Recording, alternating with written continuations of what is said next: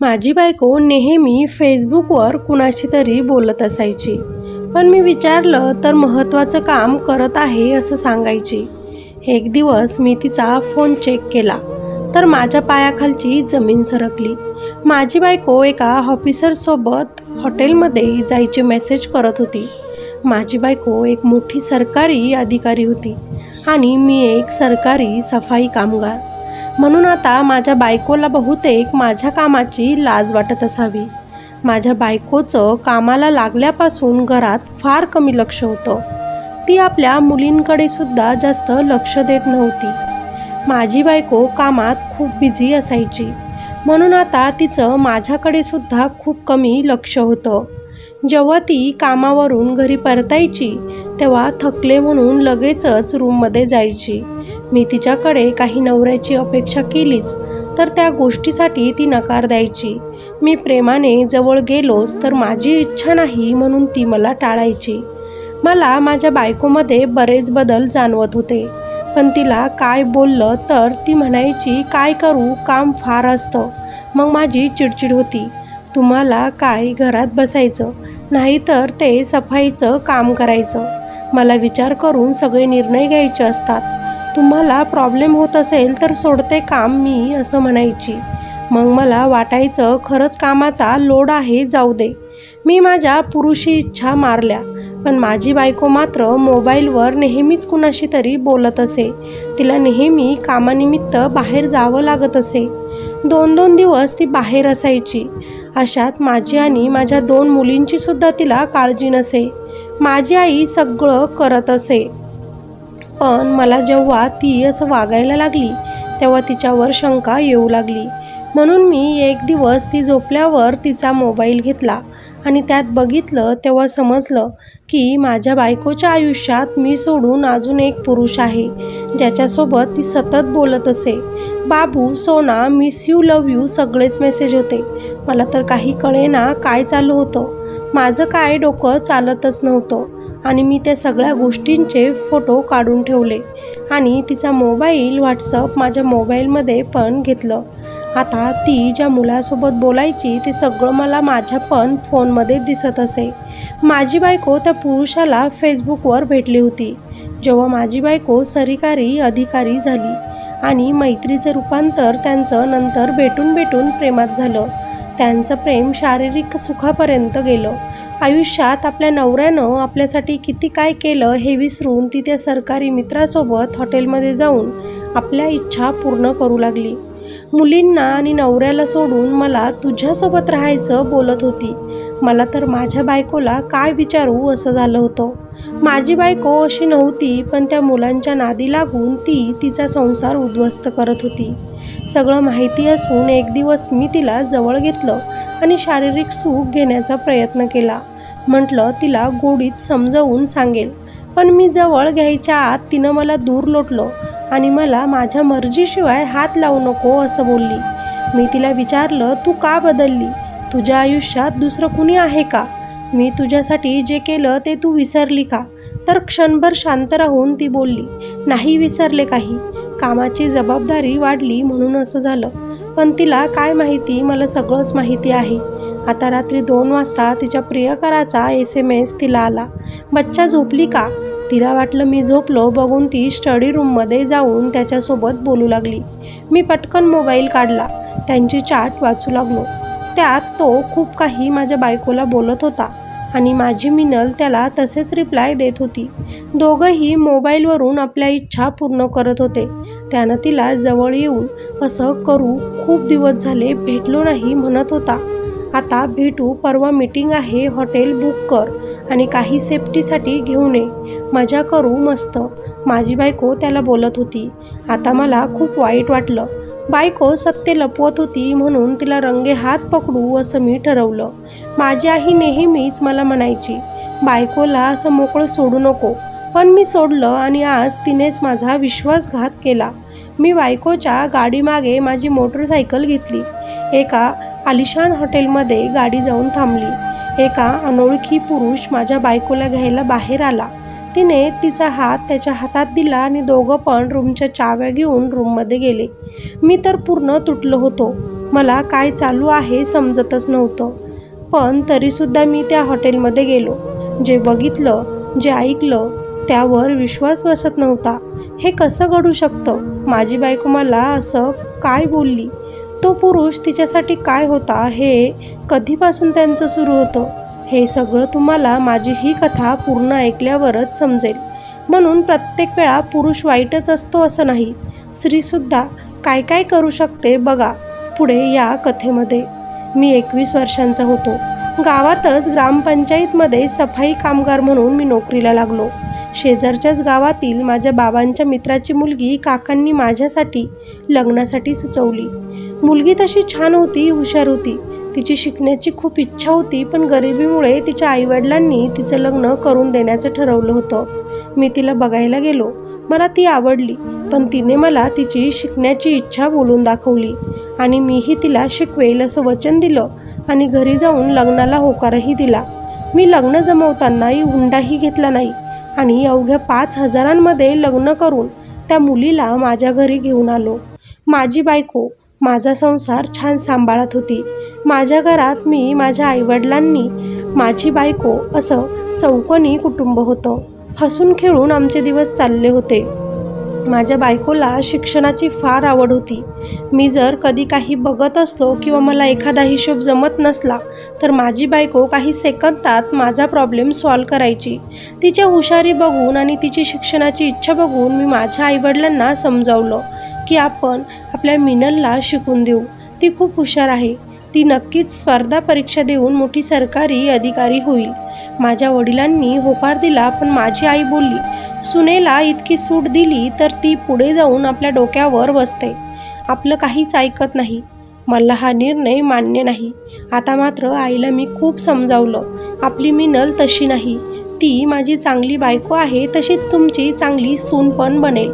खुशीत तिच्या शिक्षणाला होकार दे. तेव्हा माझ्या आईनं सांगितलं, ठीक आहे, पण तिला तुझ्या मुलांची आई पण बनावं लागेल. तेव्हाच मी तिला शिकू देईल. मी माझ्या बायकोजवळ आईने सांगितलेला प्रस्ताव ठेवला. माझी बायको जरा विचारात पडली, पण शिक्षण होईल, वाढत्या वयाबरोबरच आपली मुलं पण होईल आणि आपलं कुटुंब पण पूर्ण होईल. मी तयार आहे आपली फॅमिली वाढवण्यासाठी, मिनल मला बोलली. मी खुश झालो. मिनलचं जाऊन ॲडमिशन पण घेतलं पहिल्या वर्षाला आणि आम्ही फॅमिली पण वाढवायचा विचार केला. काहीच दिवसात मिनल गरोदर राहिली.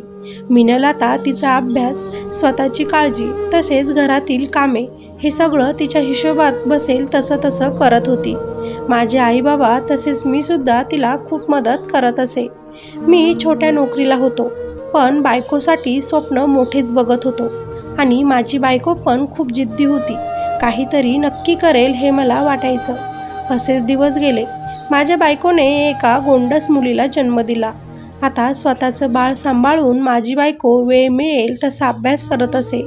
मी पण पूर्ण रात्र माझं बाळ सांभाळत असे आणि तिला अभ्यास करायला लावत असे. माझी बायको खूप खुश होती की तिला मी नवरा म्हणून मिळालं होतो. ती मला नेहमीच बोलायची की मी काहीतरी पुण्य केलं असेल म्हणून मला तुम्ही मिळाले. नाहीतर आजकाल असं बायकोला कोण शिकवतं इतका पैसा खर्च करून. मी तिला बोलायचो, तू पैशांचं नको टेन्शन घेऊ. मी कुठून पण पैसा जमा करेन, मोलमजुरी करून तुझी फी भरेन, पण तुला शिकवेन. माझी बायको आणि मी आता एकमेकांवर फार प्रेम करत होतो. असेच 2 वर्ष गेले. माझी बायको आता शेवटचं वर्ष शिकत होती. माझी बायको दुसऱ्यांदा गरोदर राहिली. आता माझ्या आईनं माझ्या बायकोला तसंच माझ्या मुलीला खूप प्रेमाने सांभाळलं. मिनल कॉलेज करायची तेव्हा माझी आई घरातील सगळे कामं करत असे आणि माझ्या मुलीला पण सांभाळत असे.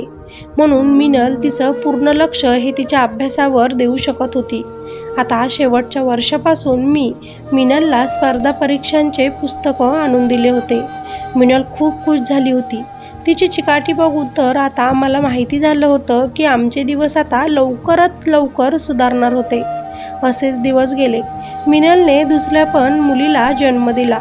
माझी आई थोडी नाराज झाली की मुलगा हवा होता, पण तरी आईनं समजून घेतलं की जाऊ दे, एकाला एक काहीतरी जोडी तर आहे. म्हणून तरी आईनं माझ्या बायकोला जीव लावायचं सोडलं नव्हतं. माझी बायको तर आम्हा सगळ्यांना बोलून दाखवत होती की ती किती नशीबवान आहे की तिला असं सासर मिळालं.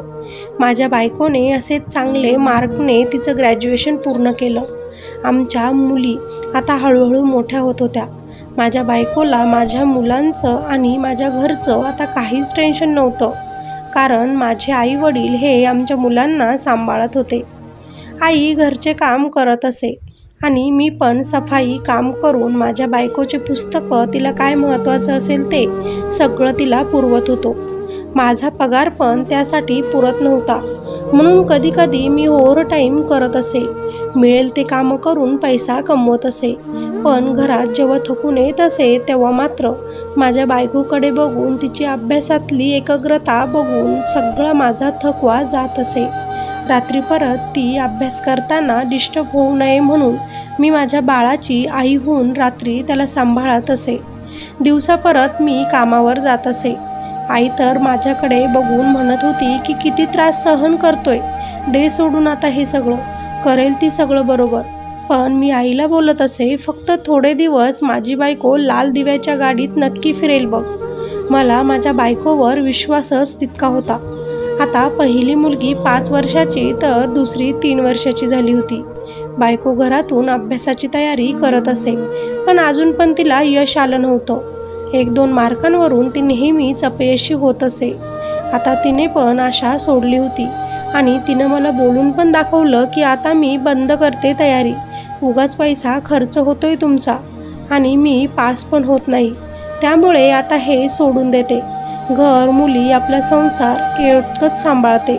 तेव्हा मी बायकोला बोललो, हे बघ, निराश होऊ नको, अजून प्रयत्न कर, सगळं होईल, मला तुझ्यावर विश्वास आहे. ती कुठेतरी निराश झाली होती, पण मी तिला प्रोत्साहन दिलं आणि परत स्टडी करायला लावला. तिनं परत सुरुवात केली.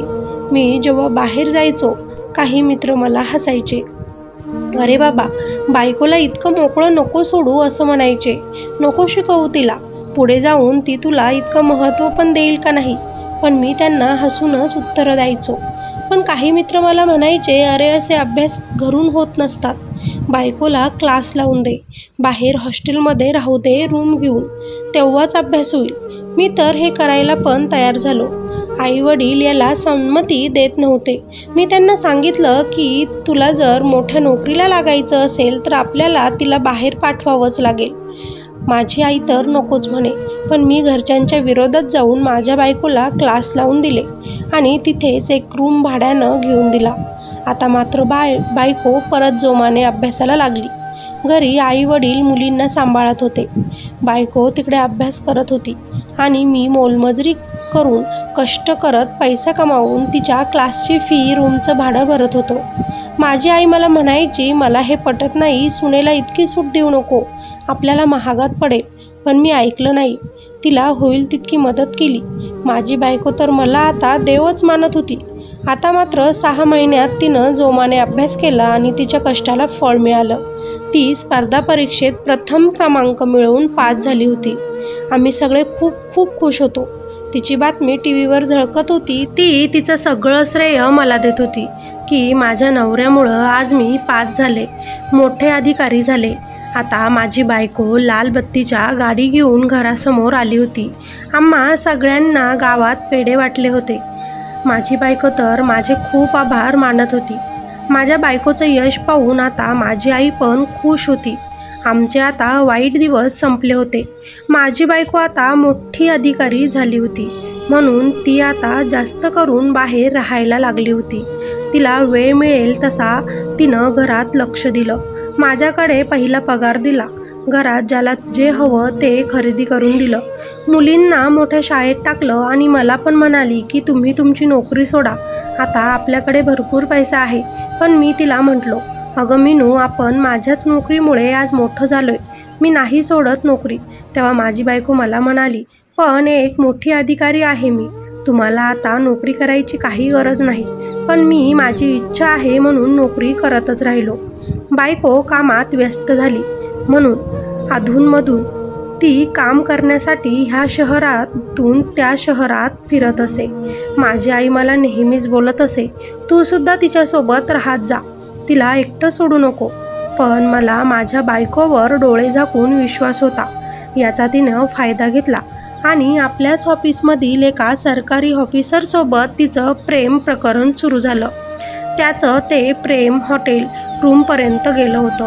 ही गोष्ट मला लवकर लक्षात आली नाही, पण शरीर सुखाची मागणी जेव्हा मी बायकोला करत असे आणि ती टाळाटाळ करत असे, इच्छा नाही म्हणत असे, तेव्हा मला तिच्यावर संशय आला आणि मी एक दिवस तिचा पाठलाग केला.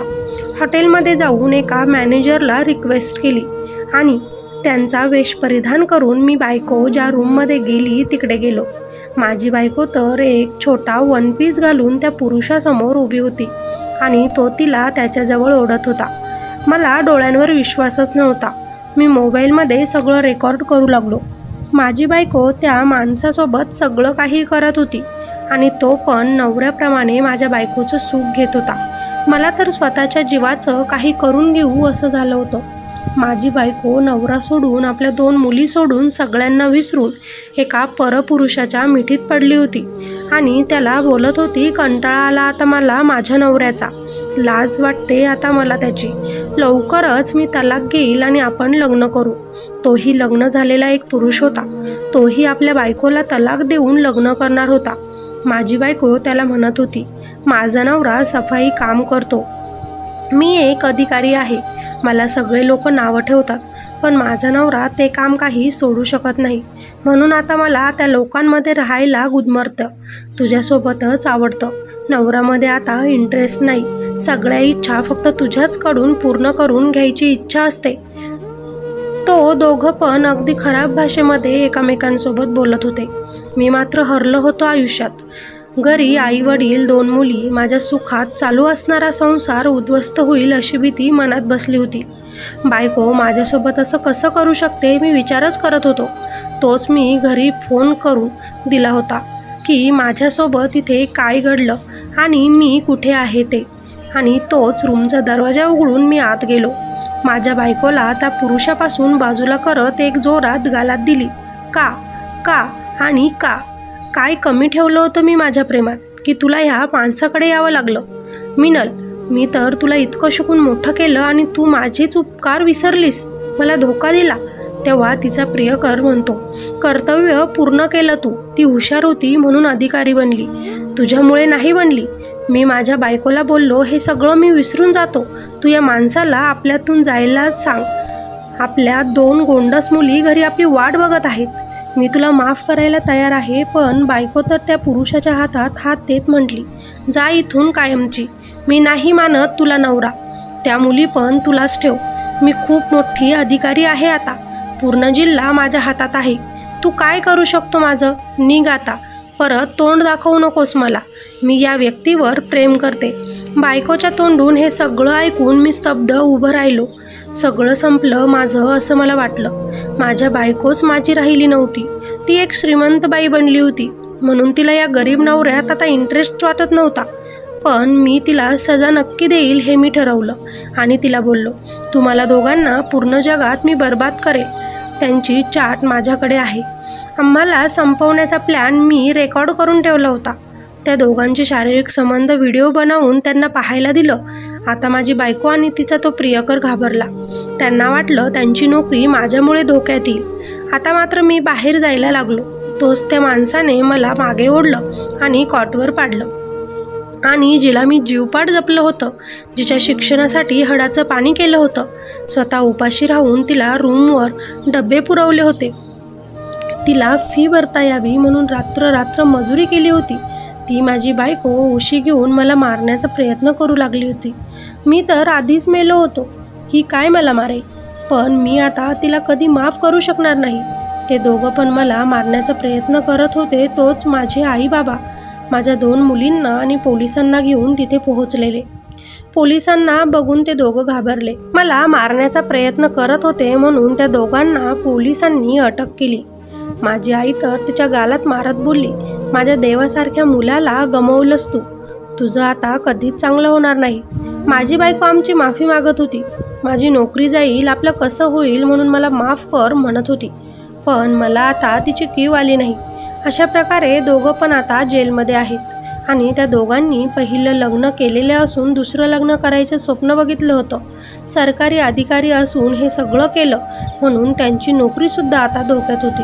माझी आई जे बोलली ते खरं झालं होतं. बायकोवर खूप विश्वास ठेवून तिला भरारी घेऊ दिली आणि तिनंच मला बाण मारला.